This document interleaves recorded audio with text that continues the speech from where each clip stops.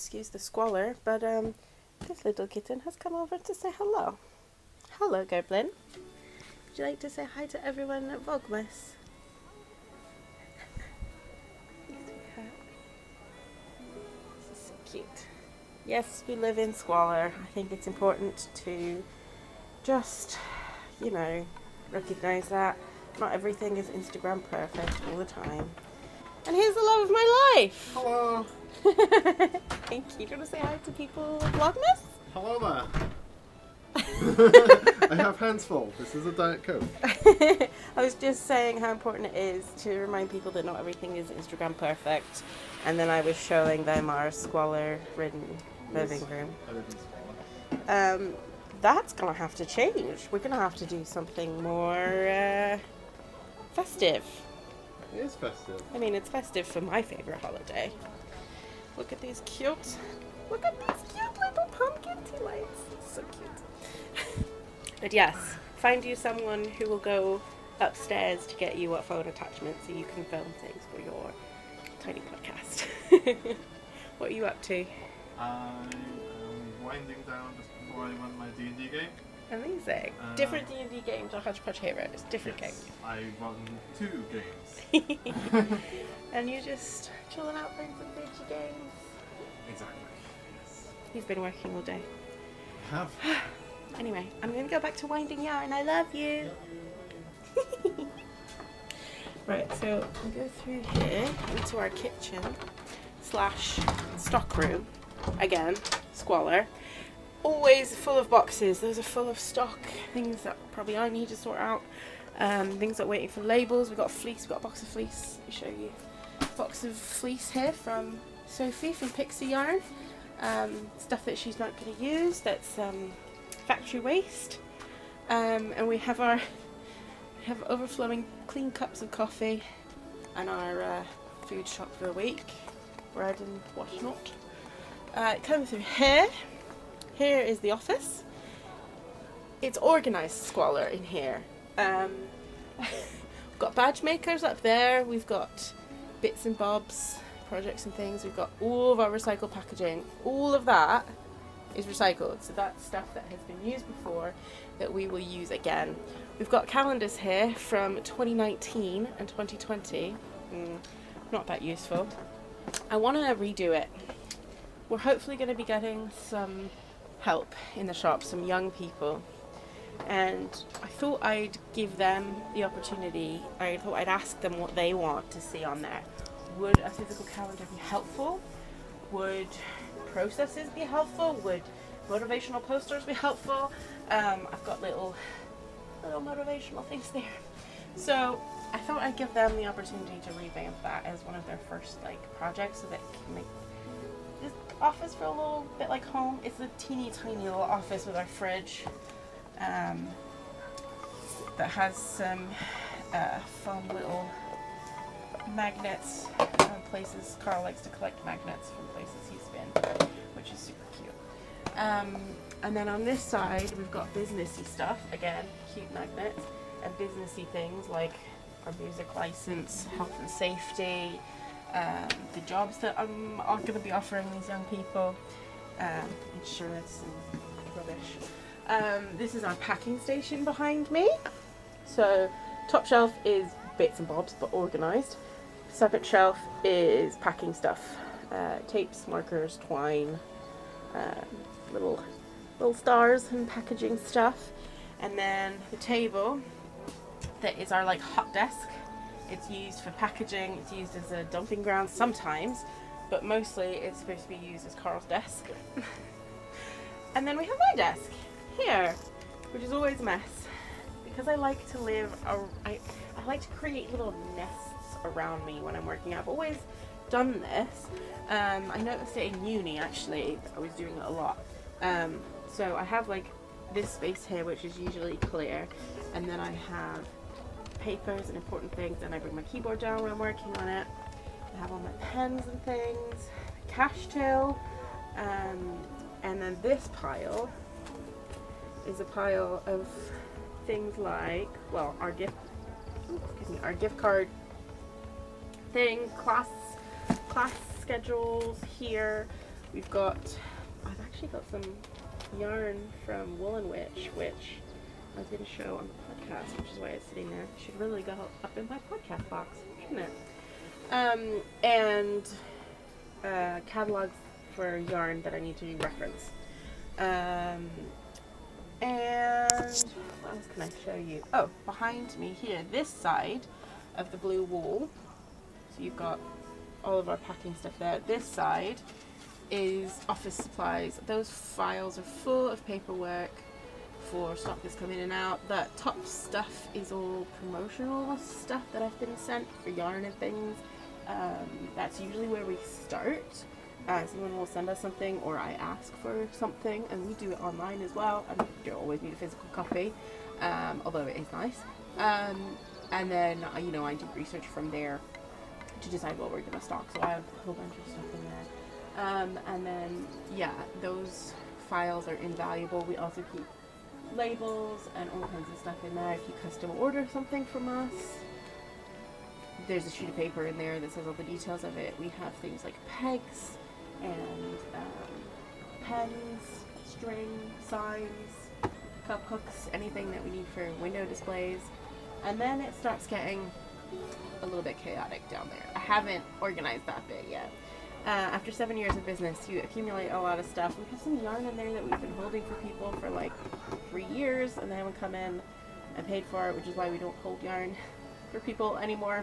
I need to clear that out. There's like a couple random skates, but and then there's some jumpers as well that need fixing.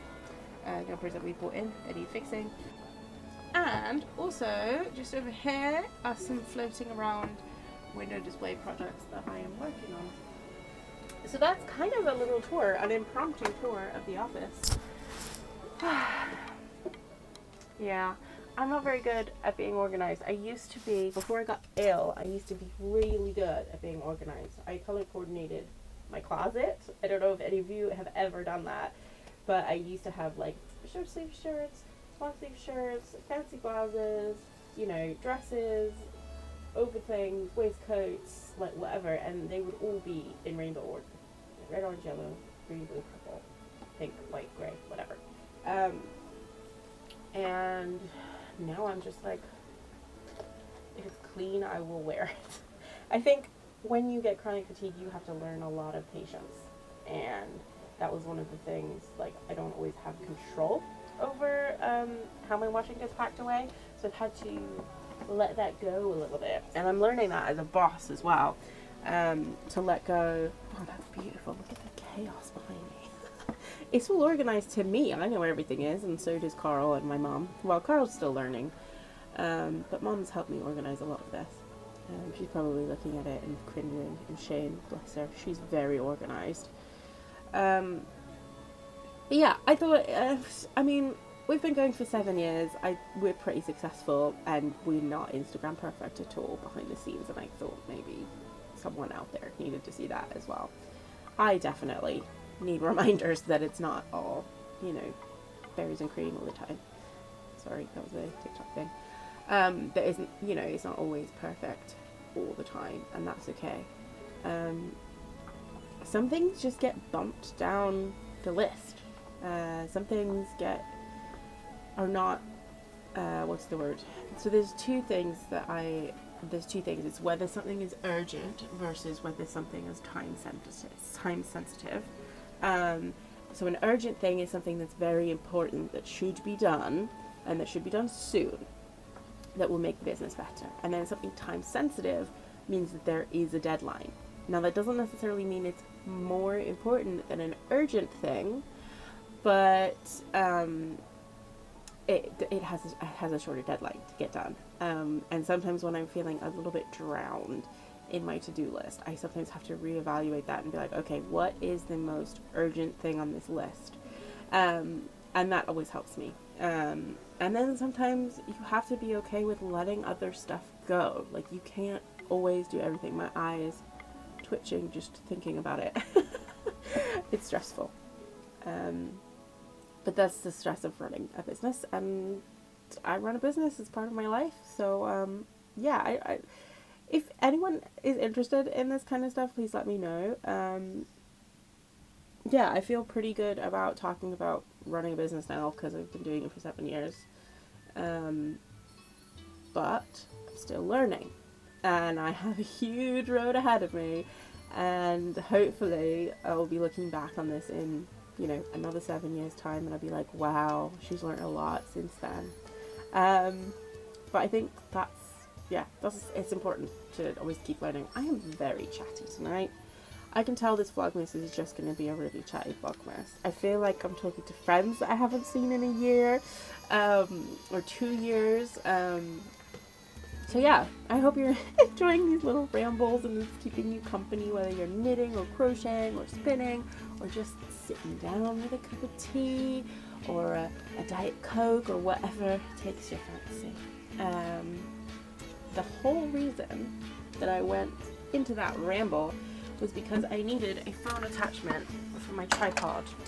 Now that we're filming DD up in the barn, all of my filming equipment is up in the barn, and now anytime I want to make any kind of video content or photo content, I'm like, Carl, can you go for the barn, please?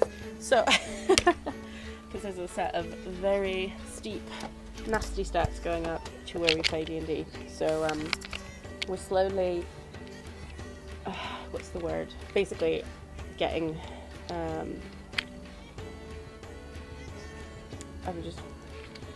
I've just completely blanked there. We're slowly getting more equipment so that I can still do stuff in the shop without having to go back and forth between the shop and the barn all the time. Logistics. Let's get back to making some yarn.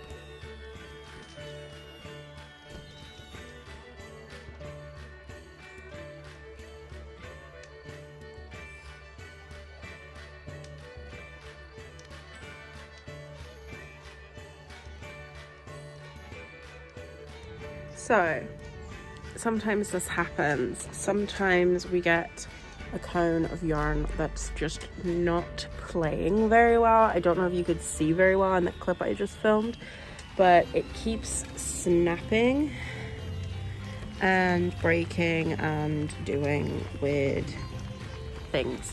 So basically, I'm gonna have to find a different, thank you motorbike. I'm gonna have to find a different strand to do the like creamy white one that I wanted to do, which is okay. I won't throw this away. I think it's still really nice.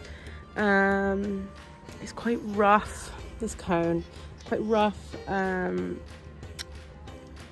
won't throw it away just yet. I may be able to do something with it, like fiddle with it, but sometimes we just get cones that are too far gone, like the wool's just disintegrated, and it's not working very well. What I'll probably do is put this in the back and tie packages with it, because we're still getting some decent lengths off of it, but it's just, you know, not enough yardage for a 50-gram ball, probably not even enough yardage for a 10-gram little mini, to be honest.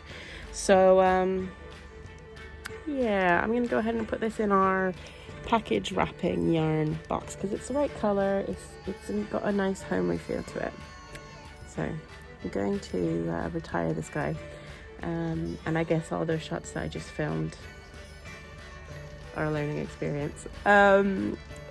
And I guess I'll move on to some more darker greys, some more moody greys.